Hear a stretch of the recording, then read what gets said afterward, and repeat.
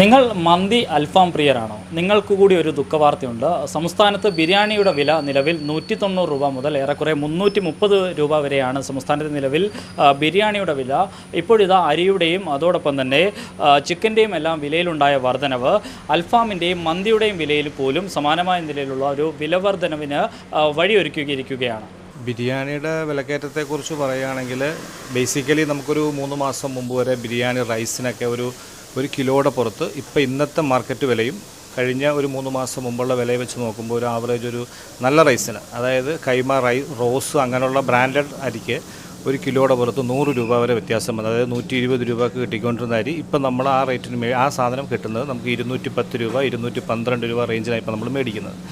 അപ്പോൾ അത് വെച്ച് നോക്കുമ്പം അത് ഉപയോഗിക്കുന്ന കടകളിൽ ബിരിയാണിക്ക് ഓൾറെഡി വിലക്കയറ്റം അനിവാര്യമാണ്. പക്ഷേ 60 രൂപയ്ക്ക് മാർക്കറ്റുകളിൽ കിട്ടുന്ന അരിയുണ്ട്, അത് ക്വാളിറ്റി വ്യത്യാസമുണ്ട്. അതാണ് അതിൻ്റെ ഒരു സത്യാവസ്ഥ.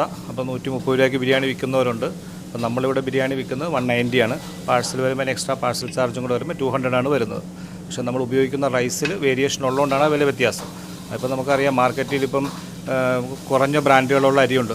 80 രൂപ 67 രൂപ 77 രൂപ 120 രൂപ അങ്ങനെയുള്ള അരികളും ഉണ്ട്. പക്ഷേ അതിൻ്റെ കുഴപ്പമെന്ന് പറഞ്ഞാൽ നമുക്ക് ഈ നമ്മൾ ഉപയോഗിച്ചുകൊണ്ടിരിക്കുന്ന റൈസ് ഉപയോഗിച്ച് കഴിക്കുന്ന കസ്റ്റമർക്ക് പിന്നെ നമ്മൾ ആ കുറഞ്ഞ റൈസ് മേടിക്കുമ്പോൾ അതിൻ്റെ വ്യത്യാസം അറിയാൻ പറ്റും.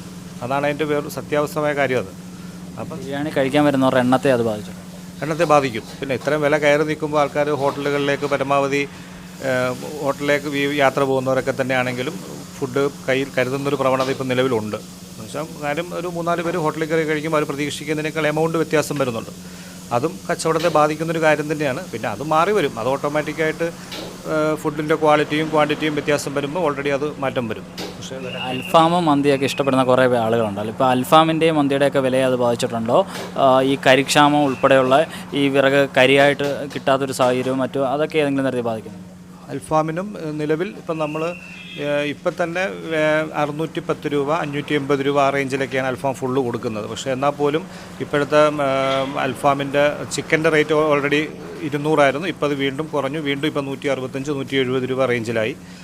അതിലുപരി തന്നെ കരിയുടെ ലഭ്യതക്കുറവ് ഓൾറെഡി ഉണ്ടെങ്കിൽ പോലും അതിനേക്കാളൊക്കെ ഉപരി ഇതിൻ്റെ മസാല ഐറ്റംസിനാണ് റേറ്റ് വ്യത്യാസം വന്നിരിക്കുന്നത്. ഇപ്പം തന്നെ നമുക്ക് അതിനകത്ത് ചേർക്കുന്ന ഗരം മസാലയാണെങ്കിലും മറ്റുള്ള ഇൻഗ്രീഡിയൻസിനൊക്കെ ഭയങ്കരമായ വില വ്യത്യാസം ഓൾറെഡി മാർക്കറ്റിൽ വന്നു കഴിഞ്ഞിരിക്കുകയാണ്. അപ്പോൾ അതും വിലക്കയറ്റത്തിന് ഹോട്ടലുകാർ മനഃപൂർവ്വം വില കയറ്റുന്നതല്ല. ഓട്ടോമാറ്റിക്കായിട്ട് ചെയ്യാതിരിക്കാൻ നിർവാഹം ഇല്ലാത്തതുകൊണ്ടാണ്. കാരണം നമുക്കും ഇത് വില കൂട്ടി വിറ്റാലേ ഉള്ളൂ നമുക്കും നാളെ ഇത് സാധനം മേടിച്ച് ഇതേ ക്വാളിറ്റിയിലും ക്വാണ്ടിറ്റിയിലും കൊടുക്കാൻ സാധിക്കത്തുള്ളൂ. അപ്പോൾ അതിന് നമ്മൾ പ്രത്യേകമായിട്ട് അല്ലാതെ നമ്മൾ മനഃപൂർവ്വം കസ്റ്റമറിലേക്ക് നിന്ന് വില കൂട്ടി മേടിച്ച് നമ്മൾ എന്നാ പറയുന്നത് പൊതുജനങ്ങൾ പറയുന്ന പോലെ അറക്കാനിരിക്കുവാണോ, അങ്ങനെ ഒരു പ്രവണതയല്ല ഇത് കാണേണ്ടത്. സത്യത്തിൽ ഞങ്ങളുടെ നിസ്സഹായാവസ്ഥ കൊണ്ട് തന്നെയാണ് ഇത് വില കൂട്ടുന്നത്. കാരണം നമുക്കിവിടെ സ്റ്റാഫുകളുണ്ട്, മറ്റ് മുനിസിപ്പാലിറ്റി സംബന്ധമായിട്ടുള്ള ലൈസൻസ് ഫീസ് കാര്യങ്ങൾ എല്ലാം അടയ്ക്കണം, ബിൽഡിംഗ് ടാക്സ്, അങ്ങനെയുള്ള എല്ലാ പ്രശ്നങ്ങളും നമ്മൾ നേരിടുന്നവർ നമ്മൾ പൊതുജനങ്ങൾ തന്നെയാണ്. ഞങ്ങൾ കച്ചവടം ചെയ്യുന്നെന്ന് മാത്രമേ ഉള്ളൂ. ഞങ്ങളെപ്പോലെ പൊതുജനങ്ങൾക്കും ഇവിടുത്തെ വിലക്കയറ്റത്തെക്കുറിച്ച് ബോധ്യമുള്ളവരാണല്ലോ. അപ്പം ഇത് ഞങ്ങൾ ഒരു അസോസിയേഷൻ്റെ കീഴിൽ നിൽക്കുന്നു എന്ന് വെച്ച് ഞങ്ങൾ സ്വമേധയാ വില കയറ്റുന്നൊരു വിഭാഗമല്ല. ഓൾറെഡി സാധനങ്ങൾക്ക് വില കൂട്ടുമ്പോൾ ഞങ്ങൾക്ക് വില കൂട്ടാതിരിക്കാൻ നിർവാഹമില്ല. അതാണ് അതിൻ്റെ ഗ്യാസിൻ്റെ വില. ഗ്യാസ് കിട്ടാതായത് വിറകിൻ്റെ വില വർധനവിനും ഈ വിറകിൻ്റെ കിട്ടാത്തൊരവസ്ഥയ്ക്കോ കാരണം അതുകൊണ്ട്. കാരണം ഇപ്പം നിലവിൽ ഒരു ടണ്ണിന് 800 രൂപ 900 രൂപ ഒരു ടണ്ണിൽ വിറകിൽ തന്നെ വ്യത്യാസം വന്നിട്ടുണ്ട്. അതിലൊക്കെ ഉപരി ഗ്യാസിൻ്റെ വില വ്യത്യാസം അറിയാമല്ലോ. ഇപ്പോൾ ഒരു 1500 രൂപയോളം കൂടിയിട്ട് ഇപ്പോൾ കുറഞ്ഞതെന്ന് പറഞ്ഞാൽ 250 രൂപയാണ് ഒരു കുറ്റിയുടെ പുറത്ത് കുറഞ്ഞിരിക്കുന്നത്. ഇന്നും ഗ്യാസിൻ്റെ വില എന്ന് പറയുന്നത് 2750 രൂപയാണ് ഒരു കുറ്റിയുടെ വില. കൊമേഴ്സ്യൽ സിലിണ്ടറിൻ്റെ ഒരു സിലിണ്ടറിൻ്റെ വില 2750 രൂപയാണ്. അത് നമുക്കൊരു 3 മാസം മുമ്പ് ഉള്ള പ്രവണത വെച്ച് നോക്കുവാണെങ്കിൽ തന്നെ അതിനൊരു 1000 രൂപയോളം ഇപ്പം വില കുറഞ്ഞതിന് ശേഷമുള്ള കണക്കെടുത്ത് നോക്കുവാണെങ്കിൽ തന്നെ 1000 രൂപയുടെ വ്യത്യാസമുണ്ട്. അപ്പോൾ ഡെയിലി ഒരു 3 കുറ്റി വേണ്ട കടയിൽ ഡെയിലി 3000 രൂപ നമ്മൾ എക്സ്ട്രാ അതിനുണ്ടാക്കുവാണ്. അതൊരിക്കലും നമുക്ക് ആ ക്യാഷ് കിട്ടുന്നില്ല. എന്തൊക്കെ വില കൂട്ടിയെന്ന് പറഞ്ഞാലും 3000 രൂപ നമുക്ക് അതിന് ഓവർകം ചെയ്യാനുള്ള വില വർധന നമ്മുടെ ഹോട്ടലിലേക്ക് വരത്തില്ല. പിന്നെ പൊതുവേ ഇപ്പോൾ ഈ മഴ പ്രശ്നങ്ങളും എല്ലാം കാരണം ബിസിനസ്സും വളരെ കുറവാണ്. അപ്പോൾ ഹോട്ടൽ മേഖല സത്യസന്ധമായിട്ട് പറയുവാണെങ്കിൽ നല്ല പ്രതിസന്ധി ഘട്ടത്തിലൂടെയാണ് കടന്നു പോകുന്നത്. ഏറ്റവും പുതിയ വാർത്തകളും വിശേഷങ്ങളും വിരൽ തുമ്പിലറിയാൻ സീ മലയാളം ന്യൂസ് എല്ലാ ഡിജിറ്റൽ പ്ലാറ്റ്ഫോമുകളിലും ലഭ്യം.